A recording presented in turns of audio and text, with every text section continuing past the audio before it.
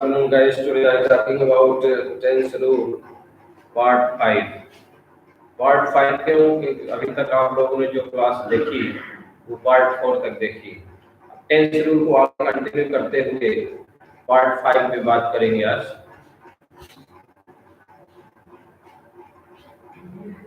Student से request है, viewer से रिक्वेस्ट है कि वो सब्सक्राइब जरूर करें चैनल को। जब तक आप सब्सक्राइब नहीं करेंगे तो आपको कोई भी वीडियो जो अपलोड होती है उसकी कोई इंफॉर्मेशन आप तक नहीं पहुंच पाएगी। इसलिए चैनल को सब्सक्राइब करें, फ्रेंड से शेयर करें और जो भी क्वेरी है, जो भी प्रॉब्लम्स है उसको जरूर बताएं।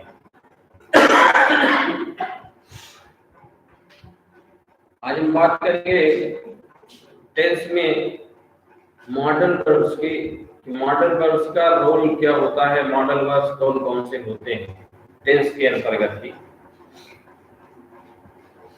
मोस्टली जो मॉडल वर्ब्स होते हैं, मॉडल वर्ब्स में कौन कौन से वर्ब्स को किस फॉर्म में हम लोग देखते हैं एग्जाम्पल के तौर पर। आइए देखते हैं कौन कौन से मॉडल वर्ब्स हैं।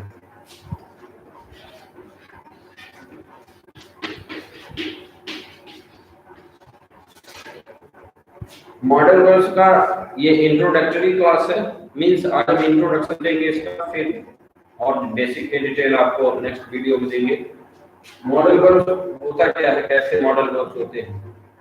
कभी भी टेंस में जो सेंटेंस हम लोग यूज करते हैं उसमें मॉडल वर्ब्स के लिए सबसे पहले subject plus model verb plus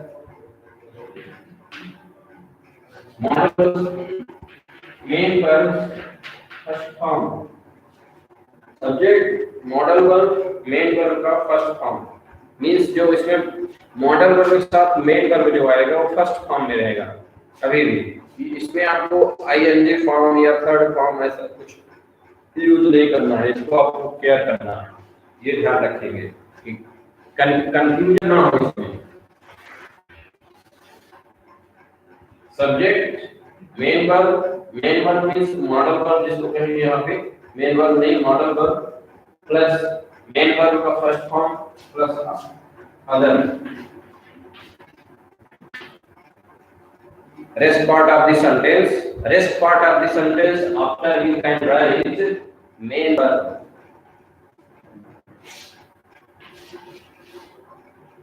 modal verbs में कौन कौन से वर्ब्स होते हैं उनकी थोड़ा सा एक बार हम लोग लिस्ट देख लें।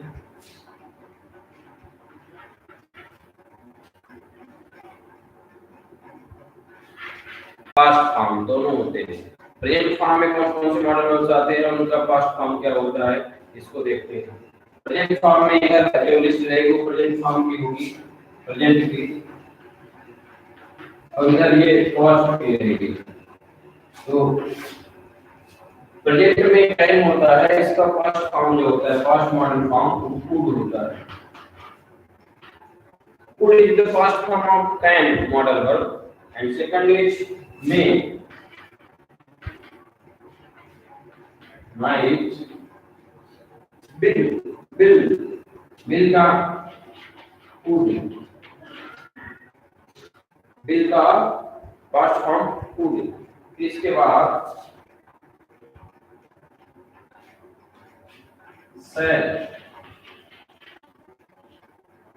shall का should, shall का पास्ट फॉर्म क्या हो, should होता है। कैन का could हो गया, मे का might हो गया, will का would हो गया, shall का should हो गया, must हो गया।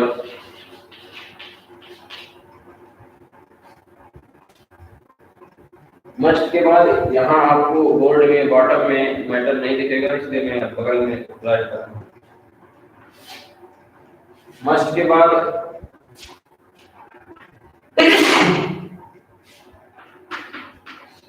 will have to, must have, will have to, must have, shall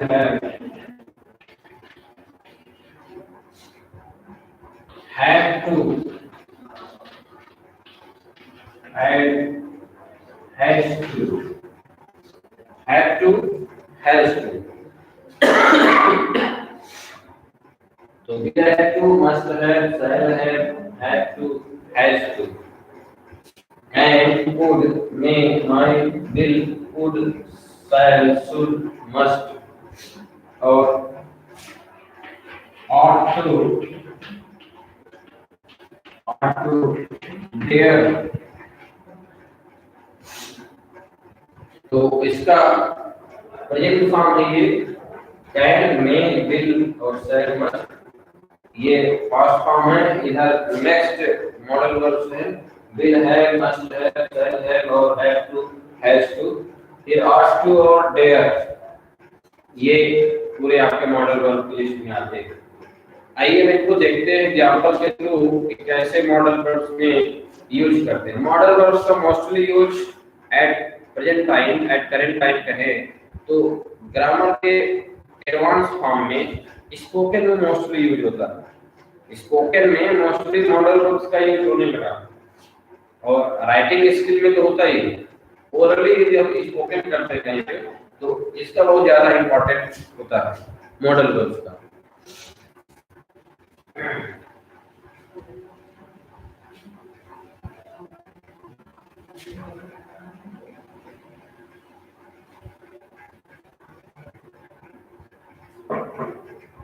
जैसे हम कैन की बात करते हैं मॉडल वर्ब में,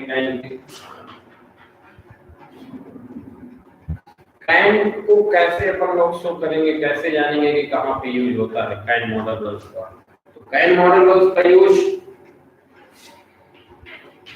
पावर को, स्ट्रेंथ को, can also shows power of a man, power of anything, strength, ability,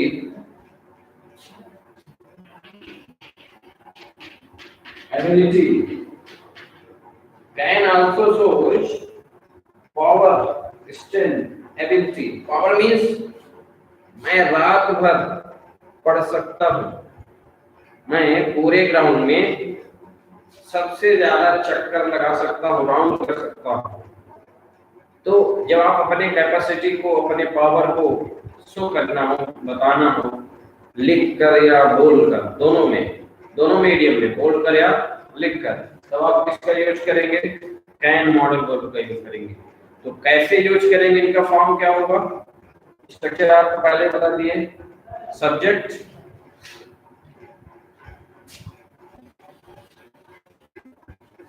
subject के बाद इसमें आपको ध्यान रखना है सब्जेक्ट, मॉडल वर्ब,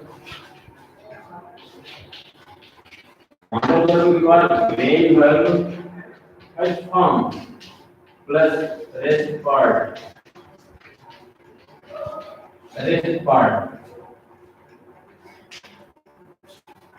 सब्जेक्ट के बाद मॉडल वर्ब यूज करेंगे। मॉडल वर्ब है आपका कैन, कैसे यूज करेंगे एग्जांपल में,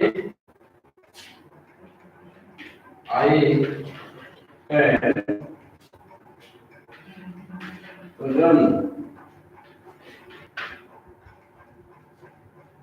मॉडल वर्ब के जस्ट बाद जो वर्ब होगा वो आपको हमेशा ध्यान रखना, माइंड करना है लिखते समय या बोलते समय, वो फर्स्ट फॉर्म में ही होना चाहिए। ये स्ट्रक्चर आपका है, सब्जेक्ट, मॉडल वर्ब, फिर इसके बाद main verb, rest part of the sentence.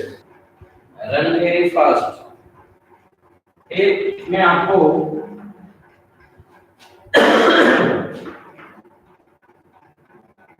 he can write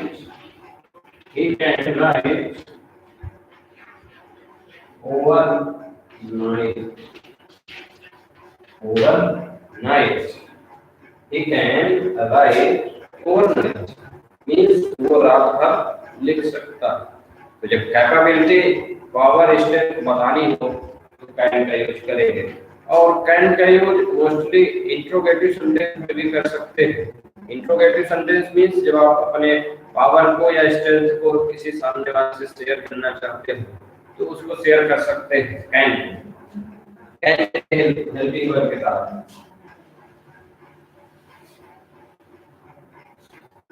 कोई पावर आपके शो करना चाहता तो यू कैन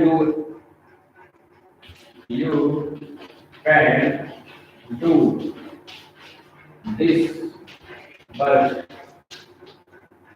जब आपकी पावर को कोई दूसरा क्या करता हो, मोटिवेट करता हो, तो कैसे करेगा मोटिवेट, कि तुम केवल तुम ही हो जो इस काम को कर सकते हो, means you can do this work, तुम इस काम को कर सकते हो। कभी कभी हम अपन लोग किसी काम को करने से हेजिटेट होते हैं, तो अब सामने वाला अपने मोटिवेट करता है कि तुम इस काम को कर सकते हो, क्यों ऐसा कर रहे हो, तो वो क्या बोलेगा, you can do this work, you can do it, तुम इसे कर सकते हो, तुम ही हो जो इस काम को कर सकते हो। तो ऐसे में किसी पावर स्ट्रेंथ को शो करने के लिए आप कैन का यूज करेंगे। यहाँ पे डू यूज किया गया है, डू आप यहाँ पे कंफ्यूज ना हो, डू क्या है, यहाँ पे मेन वर्ब है, मेन वर्ब का फर्स्ट फॉर्म है ये हेल्पिंग वर्ब नहीं, ये यहाँ पे डाउट ना हो, ये आप कंफ्यूज ना हो, यहाँ दो हेल्पिंग वर्ब लगी हुई है, कैन बी और डू, ऐसा नहीं, ये मेन वर्ब है। तो you can do this work, you can do it, you can do so, तुम इस तरह भी कर सकते हो।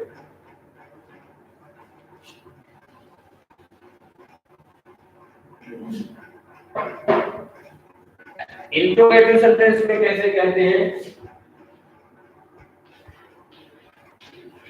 Can you do this work, can you do this work, क्या इस वर्क को कर सकते हो। इसका स्ट्रक्चर क्या होगा, जो आपके टेंस का स्ट्रक्चर होता है इंट्रोगेटिव सेंटेंस का, वही स्ट्रक्चर यहाँ पे होगा, बट हेल्पिंग वर्ब में आपको मॉडल वर्ब का यूज करना होगा, बाकी सेम रहेगा, इसमें कोई चेंजिंग नहीं आएगी। तो इसमें क्या होगा, मॉडल वर्ब, इसका स्ट्रक्चर मॉडल वर्ब होगा, model verb plus subject plus main verb plus rest part of the sentence, rest part of the sentence plus question mark. Question mark भी आपका यहाँ पे रखना है, क्वेश्चन मार्क यदि आप यहाँ पे मेंशन नहीं करेंगे तो गलत हो जाएगा, क्योंकि can you do this work, क्या तुम इस वर्क को कर सकते हो, मीन्स सामने वाला आपसे क्वेश्चन कर रहा है कि आप कर सकते हैं कि नहीं। तो इसका आंसर आप क्या देंगे, यदि आप उस काम को कर सकते हैं, करना चाहते हैं, इंटरेस्टेड हैं, तो इसको आप क्या कहेंगे, एस। एस में भी आप इसको आंसर में कंप्लीट कर सकते हैं, यस, सामने वाला समझ जाएगा हाँ कर सकते हैं। यदि आपको कंप्लीट आंसर देना होगा, S I do, S I do या एस आई कैन डू, ऐसा भी आप बोल सकते हैं, S I can, S I can complete कर सकते हैं आप। पूरे सेंटेंस को राइट करने की जरूरत नहीं होगी, आप एक इंपॉर्टेंट नहीं है, ये इंपॉर्टेंस नहीं रखता कि आप पूरा आंसर कंप्लीट करके दें। हाँ, जब आप कंप्लीट आंसर देना चाहते हो तो आप सेंटेंस को थोड़ा सा एक्सटेंशन कर सकते हैं, बढ़ा सकते हैं। तो can you do this work, क्या तुम इस काम को कर सकते हो, S I can, S bus से आई कैन की बात कंप्लीट हो जाती है। बट ये आप लिख के बताना चाहते हैं तो लिख सकते हैं, S I can do this.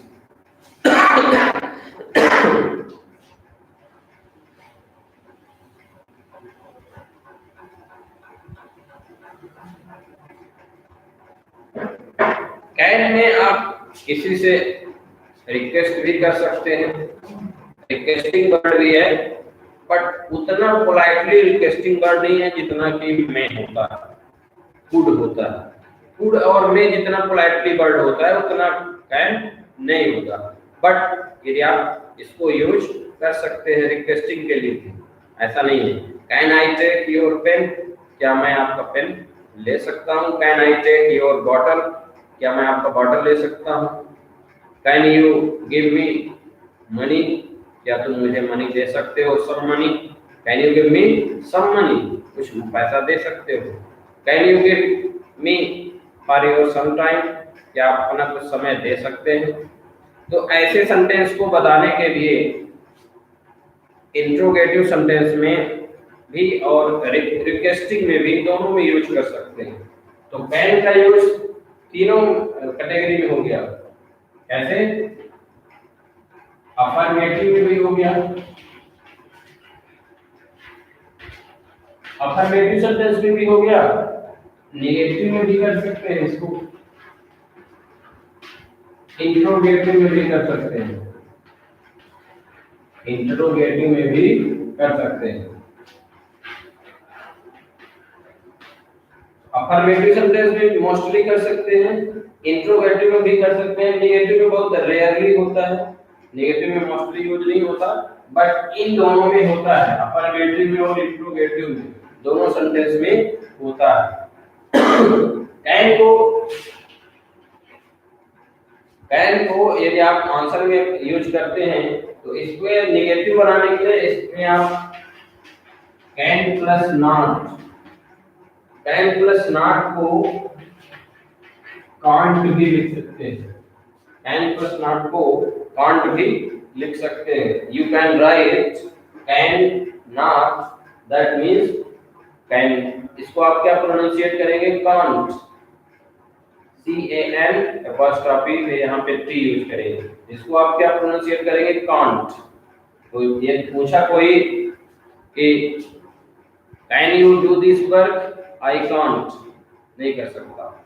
I can't means आप उससे आंसर दे रहे हैं कि मैं नहीं कर सकता, तो कांट से नेगेटिव सेंटेंस में रिप्लाई हो रही है, बट मोस्टली यूज अफर्मेटिव और इंट्रोगेटिव दोनों सेंटेंस में करते हैं।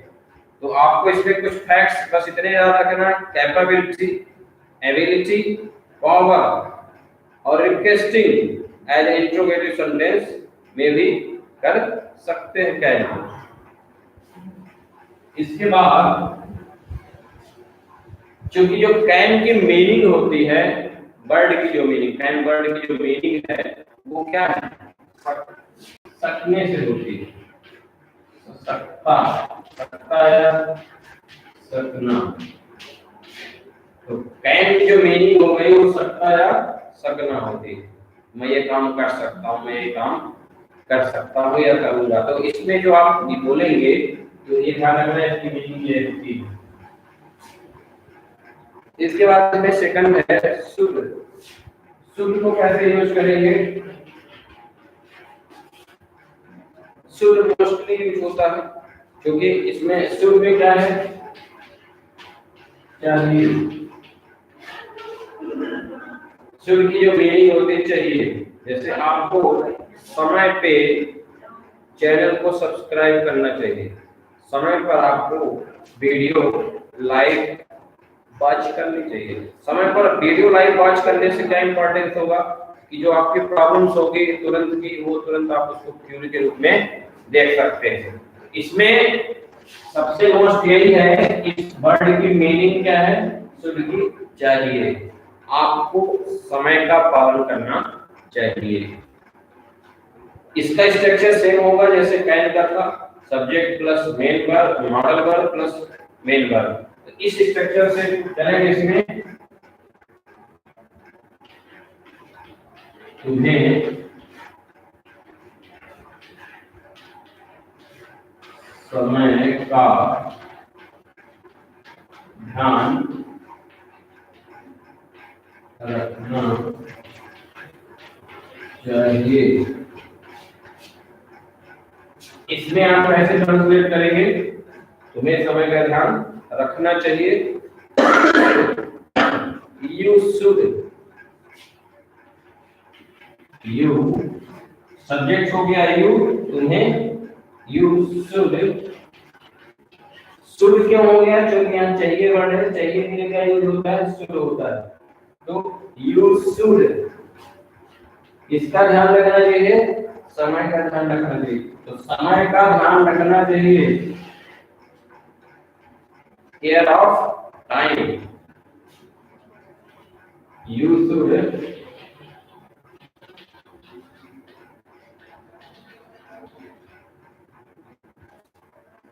Care of time. तो इस तरह इसमें ट्रांसलेट यूज कर सकते हैं ट्रांसलेशन के तौर पर।